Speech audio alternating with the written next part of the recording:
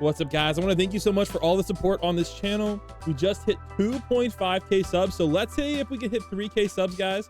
And I'm gonna do a big giveaway live stream tonight is the plan, if we can hit 3k subs. And we're gonna be doing a mega giveaway. If you guys don't know, I have so many secrets I want to give out, and also I've got a ton of mythic as well to give out. Also, the code, if you guys want it, is trade chat yay. Still works. 1 golden trait roll and 10 normal trait rolls. So today I'm gonna be showing you guys the best units if you can't get mythics. Now, honestly, if you guys can't get a mythic, just come to my streams. You know what? I literally just give people like so many mythics every time. I probably give away hundreds of mythics before. Like, I don't want these units. You guys can just have them. So we're gonna be going over the best units that are easy to get. So commons and uncommon. All right. So these are units anybody can get, and we're gonna be going over all of them. And we're going to be seeing if are they worth it to get or no, and are they good for, you know, new players, etc. So let's go start it off. So first up, we're going to start off with like the OG unit. All right, so there's a few OG units, so let's go take a look at them. We got, okay, I guess I'll just do, oh my gosh, where are the, I have none of the normal ones, I just realized. So yeah, that's kind of awkward. We'll just base it off of the shiny wombos. Why not? I'll factor in the ratios, etc. So I'll mainly compare them against each other. So let's go grab a shiny wombo of each of these commons. I think those are all the commons in the game, actually. And then we'll grab some uncommons as well that are pretty easy to get. So let's go take a look and let's go see how good these units are. And first up, ooh, okay, I'm noticing some interesting things here. So let's get it started. All right, first up we have the I guess the trio of like OG. Oh, I don't even have Patrick equipped. I guess we gotta equip Patrick. I don't know how I missed them. Anyways, here we go. First up, we got Spongebob. Now, Spongebob is actually a line AoE, which is actually very surprising. So now the one problem with him, though, is you guys can see how bad his range is. And even though he is shiny wombo, his range is still pretty bad. But the nice thing about him is you can actually like place him in some decent spots and you can get some multi-hits. And 300 for 2.3 isn't that bad considering he does have AoE. So next up, we have Sandy. Now, honestly, Sandy, the nice thing about her is she just straight up sucks. Yeah, I don't think I could ever recommend her. Maybe she's like a multi-hit, but like seriously, like factory and DPS, etc. I don't think I would ever use Sandy, so I don't think she ever got buffed or anything. But Spongebob is still pretty good. All right, next up we got Squidward. All right, now Squidward, I'm gonna be honest, it looks like he basically has roughly the same stats as Spongebob. Not really much different. So they're both kind of decent units to go for. Again, they do have that line AoE, so they can, you know, sometimes hit multiple enemies, which is pretty nice. All right, Gary. Gary's actually surprisingly good. Now, what makes Gary good, he has a very, very fast SPA, and honestly, he might be the best slow unit in the game. The reason I'm saying that is he is a common unit, so you can place him everywhere on the map, and his splash is so big, he actually low-key, oh, actually he has 3 placements? They nerfed him. Dang, so it looks like they nerfed Gary to 3 placements, so while the other units have a ton of placements. Interesting. Very interesting. But Gary is nice because you guys can kind of see 1.6 and he's a slow unit. So he's like a budget slow unit if you can't get yourselves a handsome squid. All right, next up we have an absolute trash unit. We have Karate Spongebob. I'm gonna be honest, the normal Spongebob you get for free is better. You guys can see more DPS and he actually has an AoE, and this guy is a single target unit. So I definitely recommend normal Spongebob, and I think this guy probably should just get deleted off the game because he sucks. All right, so let's go move on to the next set of units here. So we have Patrick, as well as a bunch of the other ones, but you're going to notice something about Patrick that I don't like, and that is that damage. It looks like all of the other ones are better than Patrick. I don't know why. Looks like Patrick never got buffed at all. So yeah, it's a bit unfortunate. We'll take a little bit more of a deeper look.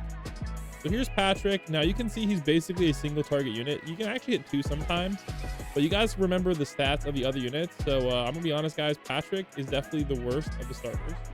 So he needs a buff. All right, next up we have Gene Scallop, and you guys can kind of see his stats are actually worse than Spongebob's, and he's Pierce instead of line AoE.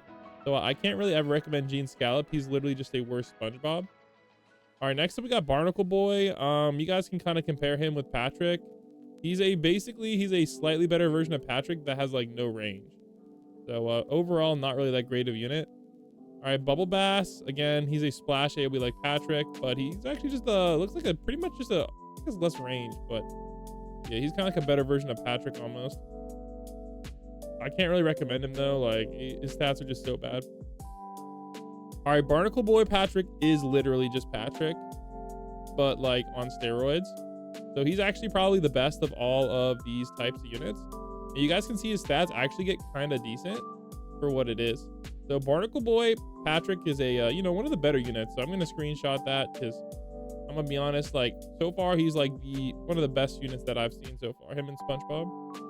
All right, I'm not gonna include Slappy Lasso and I'm not gonna include Bubble Buddy because if you guys don't know, those are from the exclusive summon. So if you're a new player, I'm going to assume that you're not really gonna be able to get those. So yeah, so let's just do that. There we go. However, Elastic Waistband, Pearl, and I believe this guy's also from the summon. Let's double check who all is in the exclusive summon. Yeah, I'm not gonna include any of these three because you're probably not gonna be able to get those relatively easily. So these are all of the rares that you can actually get your hands on. Let's see which one is the best. All right, here we go. Let's get it. Now Pearl's everybody's OG favorite, so we'll see if she holds up against these other guys. There's a good chance that she does. First up, we gotta make sure we don't die. Here we go. All right, here we go. Let's start it off with Kevin C. Cucumber. So Kevin C. Cucumber reminds me of the old like the SpongeBob unit we showed, but actually just like a little bit better than SpongeBob. So it's kind of hard to complain with that. Max stats aren't that bad either. So he's basically just like the common SpongeBob, but slightly better. So not bad at all. Yo, okay. So overall, I'd say he's not like the end of the world bad. He does have that line AoE, but his range does kind of suck. But if you put a decent trade on him, maybe. All right, then we got Lord Royal Highness. So it looks like comparing him and Kevin C. Cucumber, this guy has a range bump, faster SPA, and more damage. So overall, it looks like Lord Royal Highness is just a better version of Kevin C. Cucumber. Every stat is better. So let's upgrade him a bunch. 8. Oh yeah, he's just actually surprisingly good. So Lord Royal Highness, I'm gonna be honest, guys, he is also one of the better units. I'm going to put him on the sleeper list because he Loki is actually, those stats are juicy. That's level 1. Yeah, I'll take that. All right, next up we got Pearl. So let's compare Pearl with Lord Royal Highness. So comparing Pearl and Lord Royal Highness, you're gonna see that Lord Royal Highness is doing a lot more DPS, but again, Pearl is full AoE. So I will say Pearl does have that edge, but you're gonna see that this guy is probably a lot better for bosses, and Pearl is a lot better for like clearing out mobs. But they are both very, very good. So far, these are the two best rares, but we do have Elastic Waistband. And Elastic Waistband is everybody's favorite. So let's go compare Elastic Waistband to Pearl. Because these are pretty much like the two main units that people talk about in the rare section. 353 for 2.3. Okay, double the damage. Basically the same range. And at max, 1350 for 2. With 18 range. And let's see if Pearl's range goes up at all. Pearl's range does not go up. So it looks like Elastic Waistband ends up as it's just a better version of Pearl. Yeah, it's just straight up better, guys.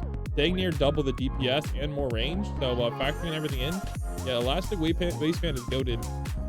All right, now we did forget one more unit. So we have a single target unit, Karate Sandy. I thought the Karate Sandy is a newer unit, but if we compare her to Lord Royal Highness, you're gonna see Lord Royal Highness is just straight up better. Line AoE and more DPS. So let's see if she makes up with the upgrade. 641 for 1.1. I'm gonna be honest, Karate Sandy is just suck. So like you really gotta go for Lord Royal Highness. So in the rare category, you guys want to get Elastic Waistband and you want to get Lord Royal Highness. These two are your best rares, with Sandy as well also being pretty decent. But these two are surprisingly surprising. So I hope you guys enjoyed the video, and hopefully this guys gave you a good idea of what rares to summon for if you're a beginner unit, if you're a beginner player, or what you should try to get. And I'll catch you guys in the next one.